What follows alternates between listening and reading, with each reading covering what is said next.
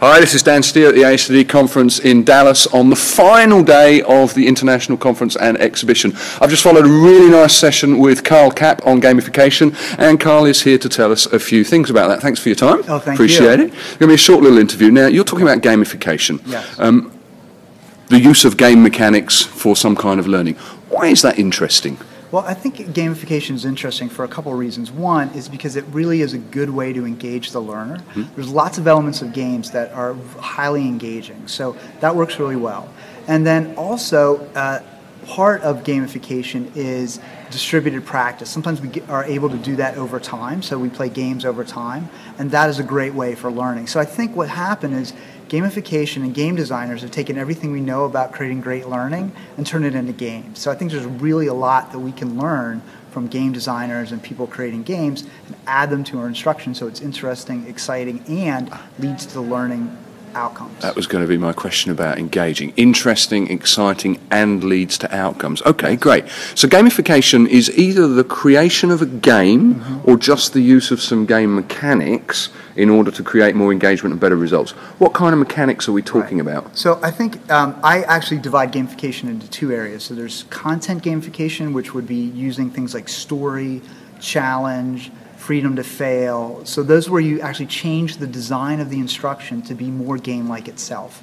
And then there's structural gamification, which is adding points, badges, and leaderboards to propel people through content. And depending on the content, depending on the outcomes that you want, one or both or a combination are more effective or as effective for reaching the end goal. So you could have story and you could also have points. You could have points, but you could also have characters. So you can add and mix and mingle, but really the important thing is to think like a designer, and they want to engage the player, because if the player's not engaged in a game, they're out of there. Yeah. And they've lost money. So instructional designers, we're kind of stuck, learners are stuck with us, but if we create an engaging game with things like story and character and feedback, and then we enhance that with badges and levels, we've really captured the learner and can propel them through the content. Okay, so the story and the design of the game and the progress comes before badges and levels. I hear this very well. Yes, yes, great. Yeah. So we've heard before from people like Gartner that a lot of gamification will fail because it's only badges. Exactly. Yeah, awesome. Remind me to give you a badge afterwards. Okay, great. Okay,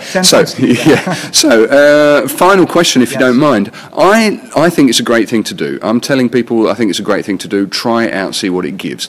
If somebody who's watching the film is sold and thinks it's a good idea, how should we get started? Okay, good question. So one way is I have a book called The Gamification of Learning and Instruction. Okay. So that's a great place to get started for the concepts and ideas.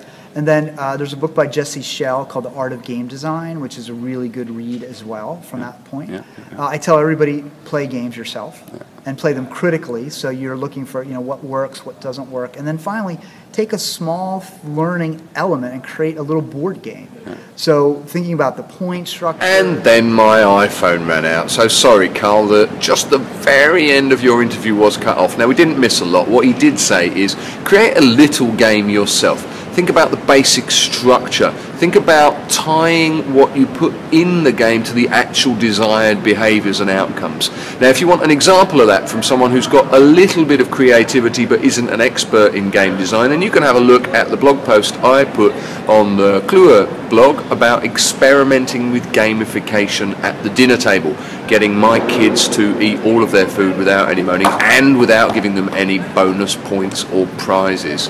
So lots of ideas from Karl there. Thank you very much. Also, I've had a very nice Twitter interview with Karen Phillips, ex-VOV Karen Phillips. You can find that on the e-learning industry blog page as well. So that was Karl Kapp talking to you about gamification after his brilliant ASCD session. Thanks very much for watching.